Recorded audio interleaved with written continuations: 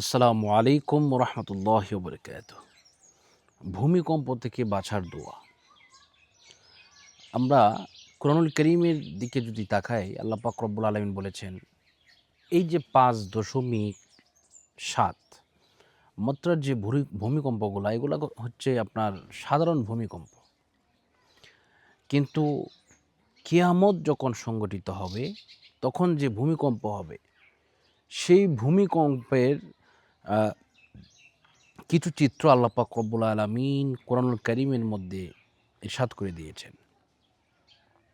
আল্লাহ পাক ইরশাদ করছেন, ইযা যুলজিলাতিল আরদু জিলজালাহা ওয়া আখরাজাতিল আরদু আথকালাহা ওয়া ক্বালাল ইনসানু মা লাহা ইয়াওমা ইযিন তুহাদ্দিসু আখবারাহা বিআন্না রাব্বাকা আওহা লাহা ইয়াওমা ইযিন ইয়াসদুরুন নাসু আশতাতান লিয়ারাউ আ'মালাহুম ফামান ইয়া'মাল মিসকালা যাররাতিন খায়রান ইয়ারাহু ওয়ামান ইয়া'মাল মিসকালা যাররাতিন শাররান ইয়ারাহু। ইযা যুলজিলাতিল আরদু জিলজালাহা, এই দুনিয়া, এই আসমান, এই জমিন সব কিছু রুইয়ের মতো উঠতে থাকবে।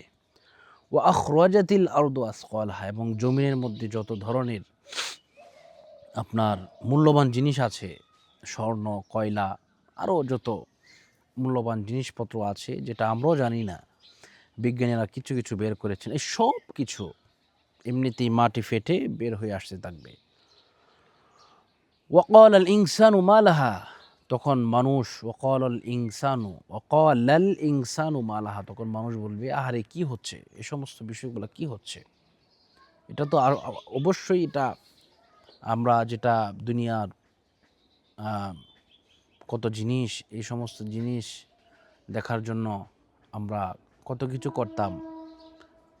ওয়াকালাল ইনসানু মা লাহা, আহারে এই স্বর্ণের জন্য ভাই ভাইকে খুন করতাম, পাড়া প্রতিবেশীকে এই জায়গা জমির জন্য কত অত্যাচার অবিচার করা হতো। কিন্তু আজকে কি হচ্ছে, এই কথা বললে তারা এই কথা বলতে থাকবে।